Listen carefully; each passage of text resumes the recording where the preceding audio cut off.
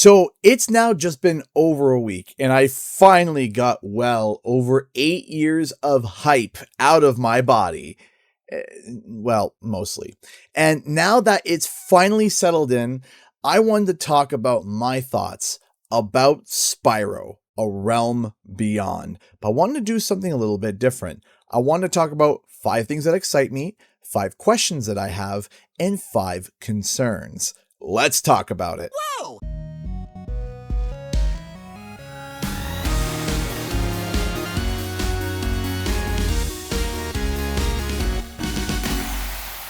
What's up, guys? Canadian Guy here, and I am back with a bit of a different format of covering this information. If you guys like it, let me know in the comment section below. And without further ado, let's jump in. Number 1, first thing I'm excited about, Spyro is back, baby! Yes, I know this one is obvious, but there's a bit more to it. Spyro coming back in this specific way continues to reinforce and push for more games in the same vein as Spyro and other sequels of Spyro to return. As I have learned over the past year, publishers love to hear about the precedent of a game when it's being pitched. They want to know what games have come out similar to the games are being pitched and how well they've performed. And thus far, the reaction to Spyro A Realm Beyond has been well beyond expectations, with the trailer having over 16 million views at the time of recording and with endless people crying in a number of trailer reaction mashups. It already shows you how much of an impact this game is going to have before it even releases. Not only that, but Paul Yan has already said that Toys for Bob wants to see more Spyro titles in the future. And of course, it's heavily implied that they want to be the team that wants to do it. So when I say Spyro is back, I am hoping and expecting that he is back as a mainstay IP like Crash Bandicoot. And don't you say Crash Bandicoot is a dead IP now, or I swear I will come through this screen and I will grab you and rip you by the... Number 2. Dragonflight. Don't worry, people who are very concerned about the last snippet of gameplay that we saw, I will address your point later in the video. Now, if you don't know me, I have a weird history of gaming. I have a broad taste in games. Yes, I play more games than Crash Bandicoot and Spyro the Dragon. I know, shocker, breaking news. But one franchise that I absolutely adore is the Warcraft series. I have played every single Warcraft game, from its humble beginnings of Warcraft 1 to Warcraft 3, both Reign of Chaos and Frozen Throne, and yes, even Reforged. But also, I have too many short-term stints on World of Warcraft. I'll play for 6 months, stop for 2 years, get back into it for a few months, and then be back out again. I'm very inconsistent. But the one expansion where I dedicated the most of my time consistently and played through nearly every single patch was Dragonflight. And one of the main features of this expansion was the introduction of dragon riding, which is basically kinetic and momentum-based flight, allowing you to dive, twist, and soar through the Dragon Isles. And if you look at the small snippet of gameplay, we can see that Spyro's flight looks quite similar. I would sometimes just zen out and just soar and fly through the Dragon Isles in a zen-like trance. And I now get to experience that zen-like trance flight again, but in a Spyro game? My goodness, I may spend hours just flying and exploring, which actually leads to my next point. Number 3, heavily expanded worlds. Let me just say this. The original team at Insomniac were sleepless geniuses and were making a new Spyro game every single year. The themes were always just wild, from keeps and castles to monks and mountains to rivers made of honey. They simply crafted these ideas and shipped them. This was the nature of the PS1 era of games. But nowadays, games take a lot more time to make, and that means more details can actually be expanded upon. That means new stories, new concepts, new ideas, references, and more. With this open world style of game, there can be endless nuggets of information to find, and I cannot wait to just see it all. And I believe we are going to see a lot more than what we bargained for because of this next point. Number 4, proper development time. Now, this is going to be a weird one at first, so bear with me. If you're unaware, Toys for Bob has constantly worked under under the gun schedule. While some companies take anywhere from 4 to 6 years to make a game, Toys for Bob was churning out games in 2-year intervals, sometimes even less, from Skylanders to the Reignited Trilogy, Crash Bandicoot 4, and yes, Crash Team Rumble. Toys for Bob has made more games in a decade than some studios have in their lifetime. Spyro Reignited, for example, was made in about a year, both according to leaks and public timelines. In fact, the longest Toys for Bob has ever gone between games was between Madagascar Escape to Africa in 2008 and Skylanders Spyro's Adventure in 2011, all because of the development of the new technology for the Toys to Life feature. However, from the end of Crash Team Rumble support to the estimated release of Spyro A Realm Beyond, this game will have the longest development time Toys for Bob has had, well, ever. And if Toys for Bob can make hit after hit in such a short margin of time, what could happen if they were given even more time? Honestly, it could result in a game that may be their greatest ever, and I'm excited for it. And of course, number 5, a brand new villain. Spyro has had numerous of villains over the years, some very iconic, some forgettable. But the core 3 that people think of whenever you think of a Spyro villain is Nasty Nork, Ripto, and the Sorceress. I'll also throw Malefor in there as well, as he was the strongest potential villain that Spyro could have faced and was the overall arcing villain in the Legend of Spyro series. Even though he was kind of botched in Dawn of the Dragon, I'll still include him. I made a video about that actually if you want to check it out. I think it's really good. But this brand new villain, just by this shot alone, looks super interesting. We increased the brightness a little bit for everyone to see a bit better, but we can see the villain has very dark skin, is robed and surrounded with gold bangles, and holds a staff that looks very draconic in form. This new villain is also the leader of a group of enemies called the Scavs. Now, we don't know much details about these villains, but we began speculating that Scav may be a reference to the word scavenger. As soon as I heard that, I began to think that maybe the staff was scavenged from maybe the Dreamweavers, or maybe the Magic Crafters worlds, or maybe a piece from each homeworld combobulated together into this weapon. There's so much to speculate about, but the idea of a brand new villain is so refreshing to me for the Spyro franchise. I love Spyro's original villains, especially Ripto, but someone new? I can't wait to see what Toys for Bob comes up with. Now, that was only 5 things I'm excited about. Honestly, I could have written 100, but now I do have some questions. Let's start with the first one. Number 1, will there be dragons? The best collectible in the original trilogy, which was further expanded upon by the amazing designs in the Reignited trilogy, was the dragons. While eggs and orbs are cool, seeing the different dragons was always a treat. So, will we see new dragons in this realm? Will they be collectible? And what will the new collectibles be? We can see gems have returned, but there's always additional collectibles to find in these games. Also, with the wide open world aspect, what about the talismans? And what will the gems be used as? In-game currency to unlock more stuff? You know, I guess this question has kind of devolved from talking about dragons and has kind of shifted to collectibles, but hey, it all is something that is important.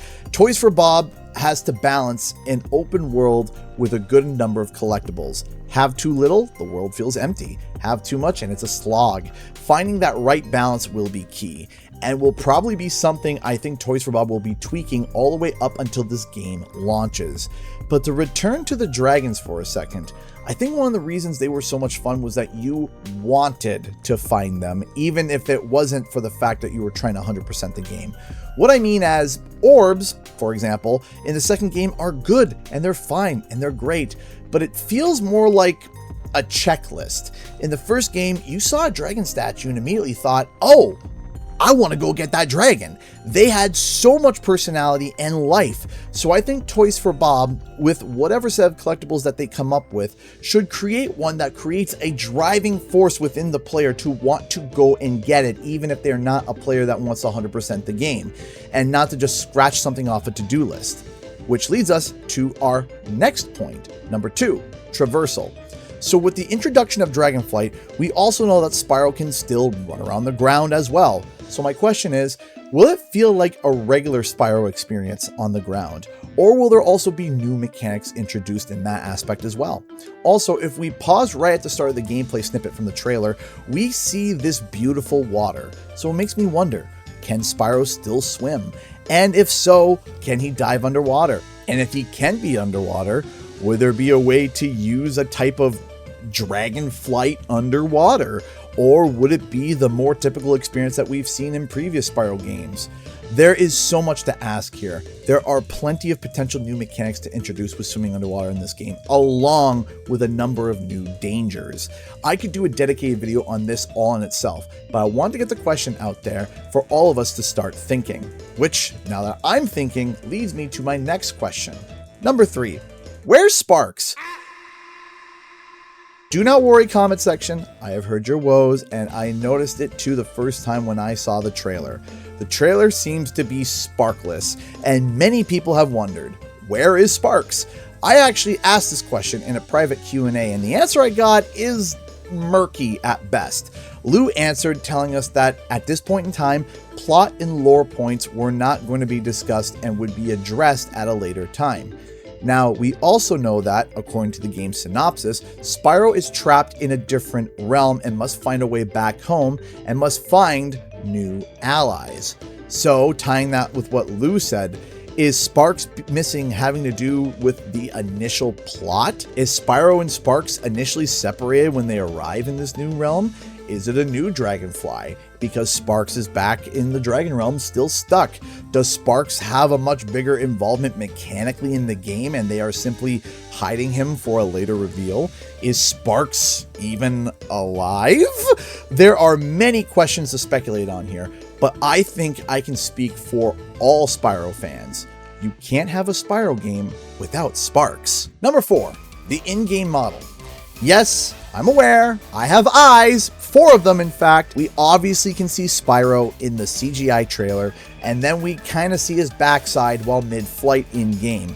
But I do have some special insights into this. See, if you don't know, I used to work at an in-house animation and visual effects studio before I did YouTube, and I want to throw my take in on this.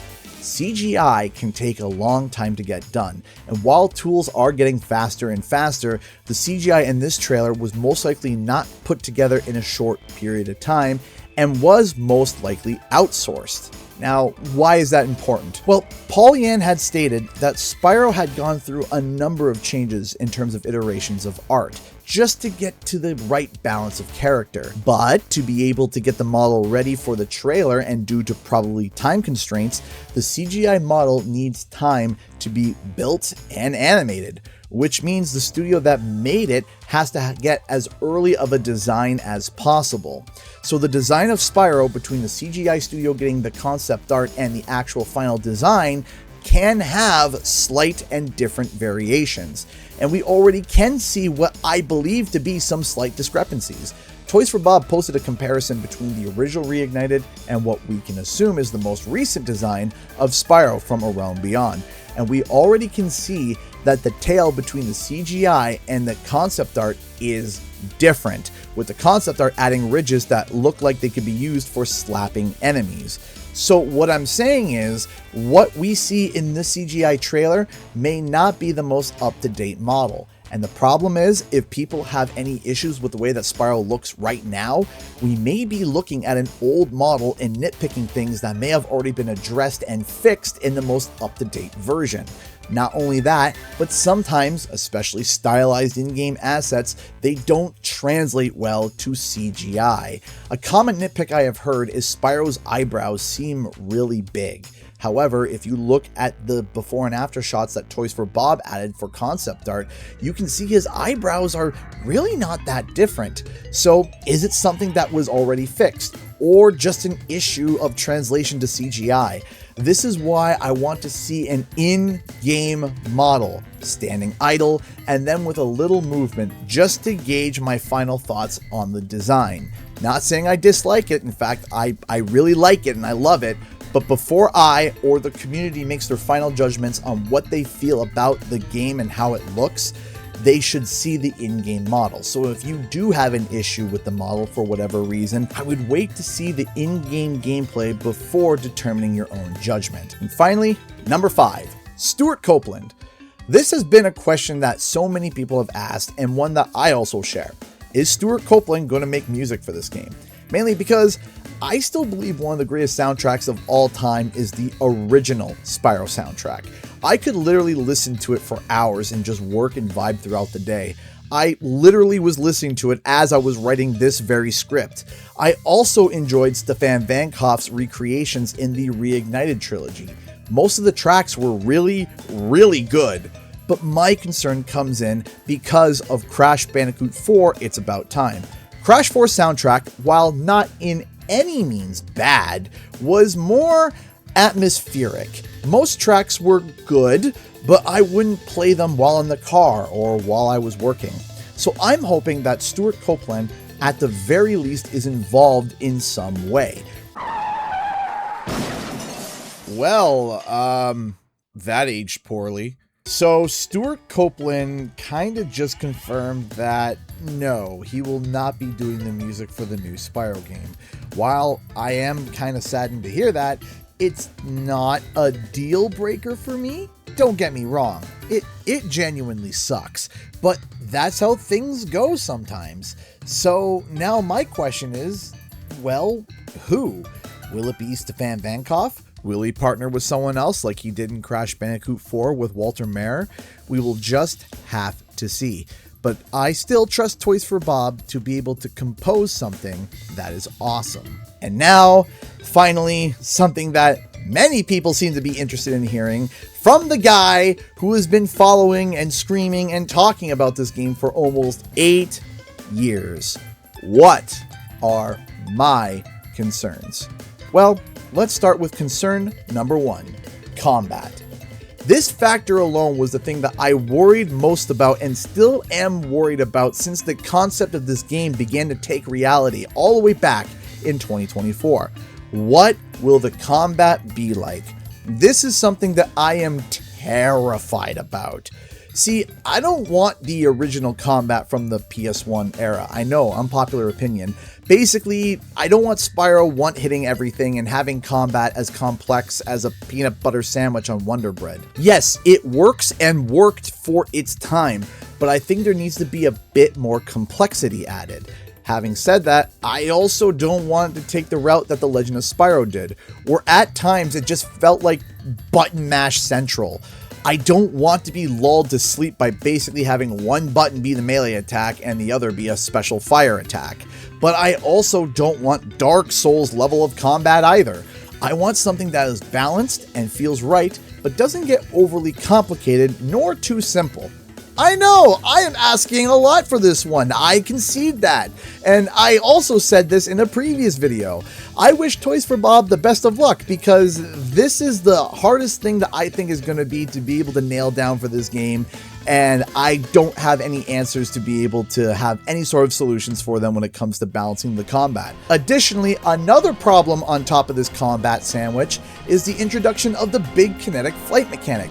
Yes, I love it and I think it's going to be a lot of fun, but what's stopping me from leaving a big fight by just flying away? If I know I could take to the sky if a fight is not going my way while going around the open world, that leaves a lot of the feeling of danger to just not be there. It could be addressed where if Spyro has taken damage within a certain amount of time, he can't take to the air again until he hasn't taken damage. Or maybe once Spyro is in combat, he can only glide until he's out of combat. Maybe he can only take to the air if he has full health. I don't know. I just know that combat is going to be something really tricky to balance when it comes to this specific game. Concern number 2, less diverse environments. One of the special things about Spyro is that you were never in one environment for too long. The themes were wild and just all over the place, but they felt fresh. This is one of the reasons why I have a hard time getting into other Spyro titles, like A Hero's Tale. But when you have an open world aspect to your game, you're truncating how many level themes you can actually pack into it. Make too many themes and the world feels discombobulated. Add more levels to give it time to breathe, and suddenly the game has way too many levels. Scale them down, and now the open world aspect with the kinetic flight feels way too small. Finding the right balance in all of this is going to be a real challenge. And while I did ask this question and was reassured that diverse environments is of course a part of Spyro's DNA, I am worried simply because it is something that is very hard to achieve. The next concern I have, number 3, it's too easy. I am quite worried about this aspect because of actually Crash Bandicoot 4. See, Crash Bandicoot 4's difficulty was and still is a large topic of discussion, and I'm worried that Toys for Bob may overcorrect and swing it back to something a bit easier because of that, and I'm worried that it will become way too easy for dedicated Spyro fans. Now, I am not asking for a game to be as hard as Crash Bandicoot 4. Far from it. Even though I love Crash Bandicoot 4's difficulty, I am not asking that for this Spyro title.